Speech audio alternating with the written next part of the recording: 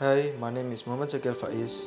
I'm a tutor in English education at Tulungagung State Islamic University. And now I will discuss about local culture, more precisely Reog Ponorogo. Reog is performance art uniquely comes from Ponorogo. There are some versions that tell about the origin of Reog. From these versions, two versions being the most common told in this society. The first is about Ki Ageng Kutu, who is disappointed with the king of Majapahit, Prabu Brawijaya. The second is about the king from Kediri Kingdom. The first version is believed as an ancient legend, while the latter is created by the government to eliminate the negative side of Reog. Now there are 21 districts in Ponorogo. This district is divided into 26 sub-districts and 279 villages. Then every village has a Reog troop, when there is Grebek Surau. Every Reog troop competes in the festival representing their village. Then these Reog troops get support from the village. But in this modern time, a lot of Reog troops disappear because there is no fund. The existing Reog troops, the members of the troops do not exclusively dedicate their life in Reog. They have other jobs to support themselves and their family. Now at Japanese New Year or Surau, there is Reog Festival, but the contestants are Reog that do not exclusively represent their village. Reog troops nowadays compete in the Surau Festival when there is fund from a wealthy person or a company or an institution. These contemporary Reog troops represent certain individual or company or institution. They no longer represent their village exclusively. At Surau, Reog Festival is officially held by the city. The government states that there are three goals in conducting in this Reog Festival. These goals are for entertaining the people, reviving the local tradition, and preserving the national culture for the next generation. In all times, Reog is functioned as a tool to gather mass and is considered an effective way of communication for the leader. Ki Ageng Mirah, the vice of Adipati Batara Katong, creates a legend about Bantarangin Kingdom, which is believed as a history for Ponorogo people. Adipati Batara Katong, the leader of Ponorogo 500 years ago, who is Islam, also functions Reog as a media to spread Islam, the way of life. The name Singo Barongan is changed into Reog, which comes from Reokun, which means Kusnul Khotimah, although life sinfully in his life, but if in the end he dedicates himself to the Lord, thus he will get into heaven. From then on, Reog is developing from time to time. The story of Reog is following Ki Ageng Mirah creation that is passed mouth to mouth, generation to generation. There are many versions of stories which tell the origin of Reog. The first is Prabu Klono Sewandono from Bantarangin Kingdom wants to marry Dewi Songgolangit from Kediri Kingdom. There is also Singo Lodro from Blitar Kingdom who wants to marry Dewi Songgolangit too. On the way to Kediri Kingdom, Prabu Klono Sewandono is intercepted by Singo Lodro. The two of them got into a battle. Prabu Klono Sewandono wins the battle. Prabu Klono Sewandono takes Singo Lodro to Kediri accompanied by gamelan music and parade with beautiful girls riding horse. Singo Lodro is become a wonderful spectacle and is presented to Dewi Songgolangit. Incidentally, there is a peacock perch in Singo Lodro's head. The scene becomes more entertaining. That is how Reog was born.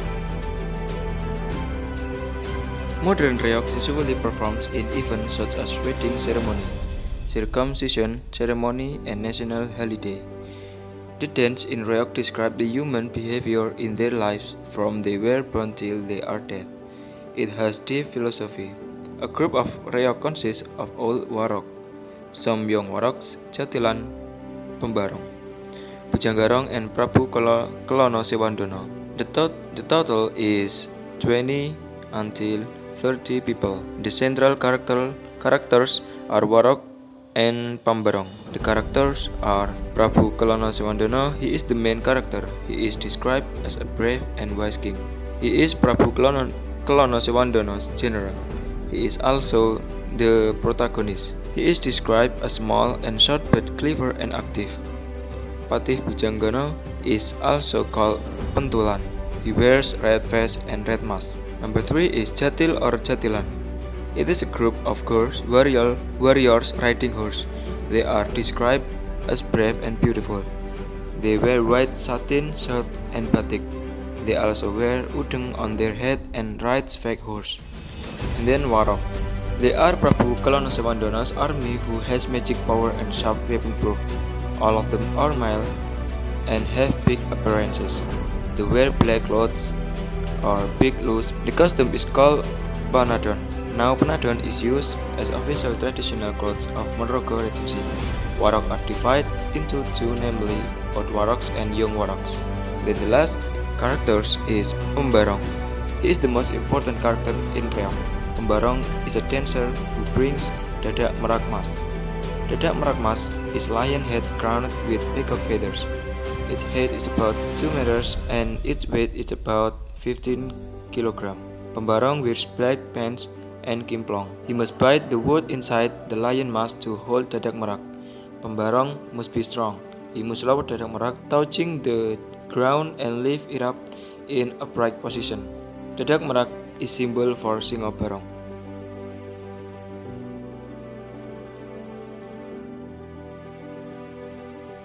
Dancers traditionally perform in trance and were expected to follow strict rules, rituals, and exercises, including sexual abstinence from women. Gemblak boys of 8 to 15 live in the household of Waroks, who compensate the boy's family, and arrange the young man's marriage when he matured. Though never spoken of as homosexuals in this context, Waroks and Gemblaks were assumed to be sexually intimate by a society in which same-sex relationships, if discreet, were considered normal and acceptable among unmarried men, in contrast to heterosexual relations outside marriage, viewed as immoral and spiritually debilitating. Endowed with male and female elements in a single entity, the Gemblak represented a complementarity of opposites, cosmic unite. Seen to possess powers of fertility, they might also be invited to share the wedding bed of a bride and groom. But with tradition gone and new gay or Western concepts of homosexual identity in vogue, the special status of the young man has been lost, and financial rewards rather than spiritual aspirations became the greater motivation. Waroks of old were said to practice rasa sejati, a Sanskrit-derived Japanese term for awareness of the fundamental energy within all life, a tantric discipline by which a beautiful youth is transformed by the mystic's gaze, revealing perfection within great form.